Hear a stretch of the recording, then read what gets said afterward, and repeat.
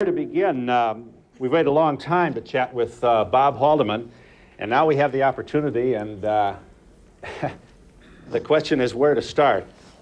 Here you were working, you worked 4 years in Washington as Nixon's number 2 man, Nixon's SOB, as you called yourself. Dick Nixon never went to Key Biscayne without you. He never went anywhere without you. Pretty close to right. What you're accusing yourself of is a cloudy crystal ball. That's hardly the mea culpa that the American public thinks it's entitled to. That's the issue. Well, maybe the American public's wrong. I know in my own heart, and I know in my own head, precisely what I did. I know precisely why I did it. Okay. And I know that I made some mistakes. I deeply regret those mistakes. As Richard Nixon's right-hand man, he was the one most often recorded on the tapes, and they destroyed him. I had the rare privilege for 4 years of serving on the White House staff under one of America's greatest presidents. Former White House Chief of Staff H.R. Haldeman found guilty today on 5 counts in the Watergate cover-up trial.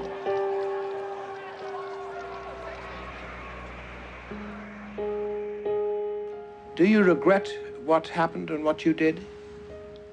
Oh, sure. The country lost motion. A lot of the good things that we were working on in the way of domestic reforms were lost in the mess. You can't help but regret an aftermath of that kind. A lot of good people had their lives spoiled in the process. John Ehrlichman has finished his statements. He was then returned to the holding room. Rather a strange phrase, Nelson. The holding room gives you an idea that they're holding a chemical or a bacterium or something.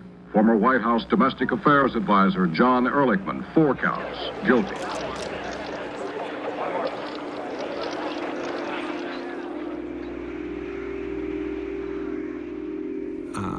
The references to like an era of criminality, or like people there were trying to, rape the country of its democracy.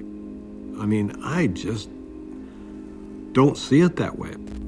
Chapin was linked in several reports to the Watergate case, alleged sabotage of the Democratic presidential campaign. Chapin today was found guilty of lying to the Watergate grand jury.